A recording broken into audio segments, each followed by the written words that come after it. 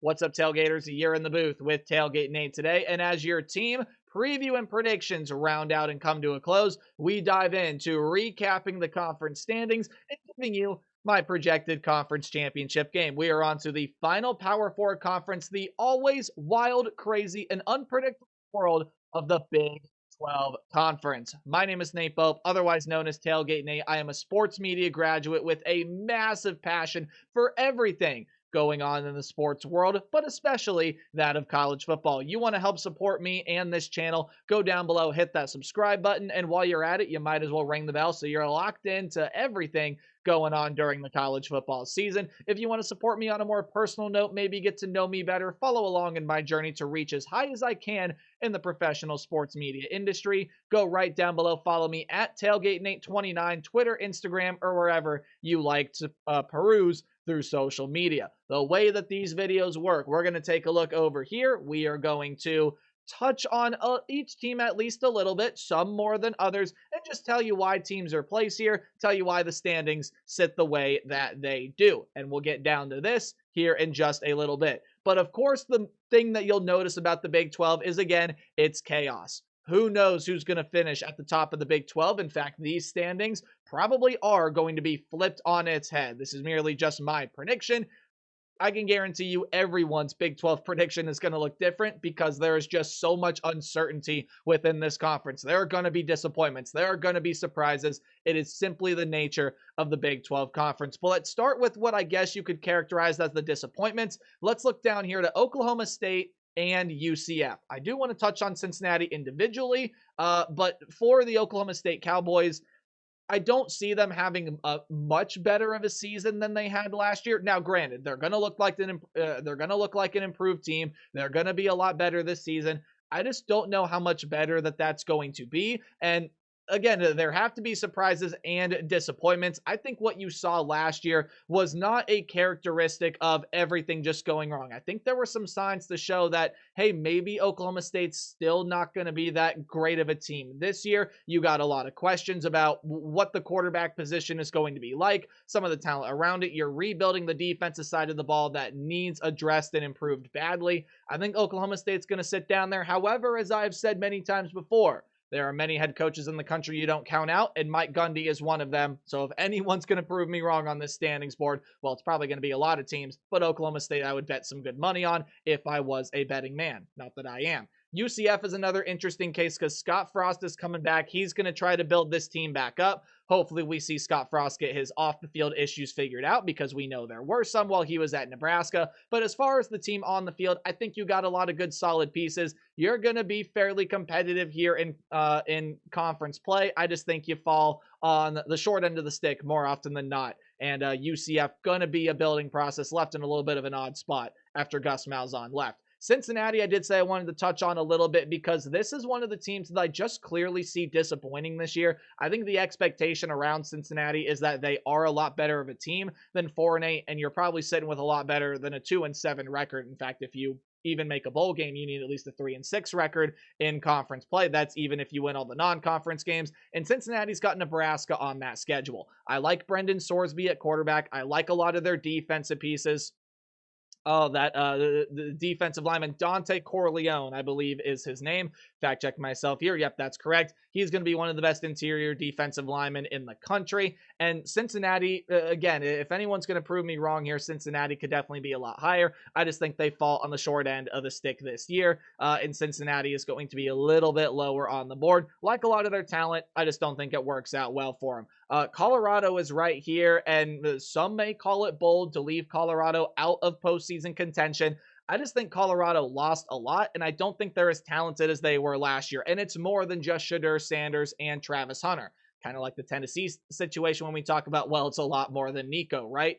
Colorado lost more secondary pieces. They lost pretty much their entire bulk of their wide receiver room that was excellent last year. And Colorado still got a lot of questions, right? How can the run game pick up? What's the trench play going to look like? Et cetera, et cetera. A lot of questions leave Colorado to be towards the bottom of the board here. Houston, I think they're going to take that jump under Willie Fritz this year. They're getting in some pretty nice pieces this season. And I do think that Houston's going to be a team that, again, 6-6 is not going to surprise anybody, but Connor Weigman is going to be here now, and he's got a lot of solid weapons to play with surrounding him. Defense going to be pretty solid, as teams usually have a good defense under Willie Fritz. Rich Rod has returned to Morgantown at West Virginia, and quite simply put, West Virginia's got a lot of good talent. That's why I think they're in a bowl game this year. But to get back to the level that we saw West Virginia at the first time Rich Rod was here, I think it's going to take a little bit of time to be able to build back up towards that expectation. But Rich Rod has a nice year, and West Virginia gets back to the postseason. Here's one that may shock a lot of you. People do not think Arizona is going to be that great this year, and I don't really see how. I think this is an Arizona team that, while they aren't that massive surprise in the Big 12 Conference, Arizona is going to be a team that I think is pretty darn solid this year. Noah Fafita is coming back at quarterback. I think he's going to play better than he did last year. You get a stud in from the transfer portal at running back in Ismail Mahdi. He's from Texas State. To pair with Chris Hunter, I love what you did in the transfer portal at wide receiver. Think you got a lot of good underrated pieces. And I think the defense is going to see some steps up this year as well. Also like your head coach in Brent Brennan. So Zona is one of those teams that I think is going to do a little bit better than people expect. They sit up higher in the standings board. I got them in that second tier right there. They sit at 10th. Quick water break.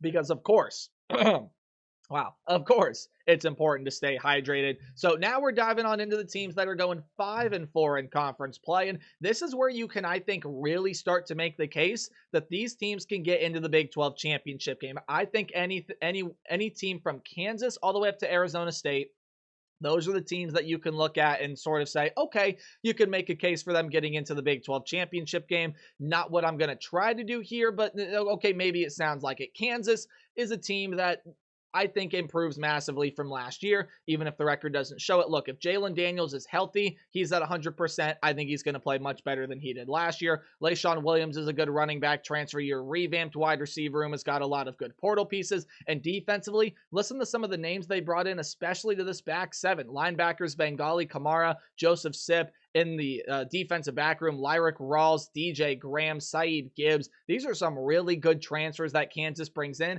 and I just don't see how they don't get better than last year. So they're going to sit right there at number 9, and BYU is still in the middle of the pack. I understand the Jake Retzlaff situation and that all going on to affect this team, right? I totally get that. However, for BYU, I think you still got some really good pieces still. I think Bear Bachmeier, probably it's either going to be him or it's going to be McKay Hillstead that gets that starting quarterback spot. Bear Bachmeier has seemed to be playing some really good football lately, and they got a lot of weapons surrounding the offense in the skill position room. A lot of guys that can have that big play ability. LJ Martin at running back, Chase Roberts, JoJo Phillips in a transfer, Tiger Bachmeier in the wide receiver room, and you still got a lot of big playmakers defensively, including some interior defensive line transfers. I think BYU is going to be fine, and while I don't see them having the season they did last year, they'll be competitive and they can sit towards the top of the standings board. TCU is a team I really like this year, and I think you saw the Horned Frogs make some massive strides last season compared to that fall-off they had after their national championship run. And TCU is going to be a team that I also think competes at a very high level in the Big 12 Conference. Again, a team, everything goes well, especially some of that defense gets better from last year. TCU is a team that can absolutely make that run and cause some chaos and get to the Big 12 championship game. Josh Hoover is a gunslinger and I think going to be one of the more underrated quarterbacks in the country this year. They brought in some wide receiver transfers that I like to be able to join there with Josh Hoover. And defensively, I mean, look, you still got Bud Clark on this team. He was on the team that made a national championship run, and you got a lot of other experience in other parts of your defense. So I do like TCU for all those reasons. Okay, we are past that. Now came the fun part of making this video, working out what I have as a 5-way tiebreaker for getting into the Big 12 championship game. So we're actually going to skip quite a bit, and I want to talk about Arizona State. Arizona State is the one team that I see really no matter what happens, even with the 2 conference losses, I see them getting into the Big 12 championship game. This team did it last year. They made it. They won it. They were very competitive in the college football playoff. and they return everybody from last year. Sam Levitt back at quarterback, Jordan Tyson returns at wide receiver with some other good pieces. Now, albeit you do have to replace Cam Scadaboo. However, you get an Army transfer in Kanye Udo that, while I don't think can live up to that level of production, is going to be a really good player for Arizona State. You got one of the best secondaries in the conference, especially at that safety tandem with Miles Rouser and Xavier Alford, as well as some big guys up front. I think Arizona State's the most talented team besides one team in this conference, and I think they're the best team in the conference entering this year. So I do have them in the Big 12 championship game. Ignore this for now. So, okay, who meets them? Well, based on all the tiebreakers, right? What you have to do is you have to go through the head-to-head competition. Well, obviously, these 5 teams aren't all going to play each other. So the way that I ended up working out this tiebreaker was their record against themselves, right? So basically I took Utah, Texas Tech, Baylor, Iowa State, Kansas State, took however many opponents they played out of those 5 teams, and then I combined their record. And it just so happened that Utah happened to have the best record. So we'll talk about Utah in a minute. Let's talk about the other teams that fell short. Kansas State and Iowa State obviously play in less than 1 week in Dublin. Cannot wait for that game. And it could end up being a massive game for the Big 12 title race because, again, who knows? I have some chaos going on here, as there usually is in the Big 12, some upsets and such. But the winner of that game could easily finish 7-2 in conference, while the loser goes 6-3 and stays at home on championship Saturday. So that's definitely a very important matchup. But for those 2 teams in particular, I do like them both, right? And I think you can compare them in some ways, but let's start with Kansas State, right? Avery Johnson has got to take that next step this year, and I think he will. They got a lot of good pieces surrounding him, and defensively, as long as that secondary shows improvement from last year, I think you're going to have yourself a solid defense. Good chance that Kansas State still pretty good this year. For the Iowa State Cyclones, Rocco Becht coming back. You got a lot of wide receiver, or I should say you got a lot of running back pieces. Wide receiver room is going to be the point of contention because you lost your 2 main, and really, let's face it, the 2 guys that Rocco Becht trusted the most, hands down. He's got to find some new weapons this year, and the Cyclone defense loses some great pieces. However, I still think the Cyclones have enough, and they have a good head coach to stay at that competitive level. Okay, now let's talk about Baylor. This is a team that I have being a slight surprise. A lot of people think Baylor's going to be a good football team, and it's because they got a lot of weapons. Now, Baylor recently did take a very big hit because Dawson Pendergrass, I believe, went down with an injury that's pretty severe, and it looks like he's going to be out with the whole season, not remembering what it is off the top of my head. So Bryson Washington, still a really good running back, going to get the bulk of the carries this year. It's going to lead for probably the freshman Caden Knighton to step into that role. Otherwise, wide receiver room is good. Ashton Hawkins had his eligibility restored. You get a transfer in Kobe Prentice. This is a team that I would really watch out for offensively, and they got a lot of good pieces defensively, including a good secondary. Okay, let's talk about Texas Tech. Texas Tech is the team that I think everybody can have getting in to the Big 12 championship game. They're a team that I think everything goes right. They can make the college football playoff, and obviously this Texas Tech team, the big storyline coming into the season is how much money they spent on that roster and what they brought in through the transfer portal. Oh, it is unbelievable. To pair with Baron Morton, a returner at quarterback, Quentin Joyner at running back coming in. To pair with Caleb Douglas and Coy Eaton, Reggie Virgil is in the wide receiver room. But they make their money with their defensive transfers. All new defensive front. David Bailey, Lee Hunter, Skylar Gill Howard, Romello Heights, some phenomenal pieces. Cole Wisniewski was an outstanding safety at North Dakota State a couple years ago. Couldn't play last year because of injury concerns, but he's going to be back and could be one of the best safeties in the country this year. Texas Tech is very talented. But with the chaos of the Big 12, Utah wins that tiebreaker. They go 3-1 against a combined Texas Tech, Baylor, Iowa State, Kansas State. In fact, I think Utah plays all 3 of them, and I think this Utes team is ready to bounce back in a big way. Coming into this prediction, guys, I penned Arizona State into the conference championship game, and then I filled out the rest of my predictions. I had no idea who was going to play Arizona State in that game, and this is the beauty of the Big 12 conference, right? I have it being Utah. And I think you could pretty easily make a case for that as well. Kyle Whittingham is not going to go out on a sour note. This very well could be his last year. Now, if it's not, egg on my face, I've been saying it all off season. But it could be shaping up to be that way.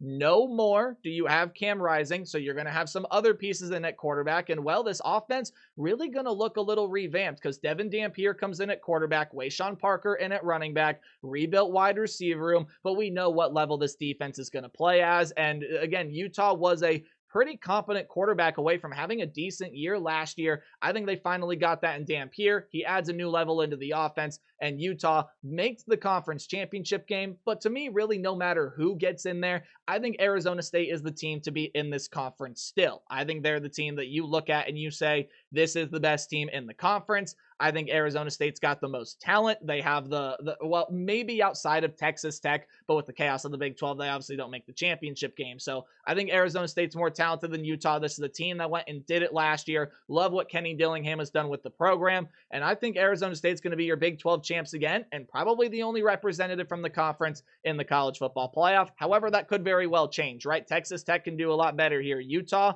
who knows? Baylor, Iowa State, Kansas State. You can make the case for anybody here. Just so happens the way I have it working out, it's Arizona State and Utah, and Arizona State heads back to the college football playoff. Hey, coming up tomorrow will be my group of 5 standings predictions. If not tomorrow, then we'll get them out for Wednesday. Hey, remember to play hard but tailgate harder. That does it for Power 4. Again, we'll move on to the G5 in the coming days. Goodbye.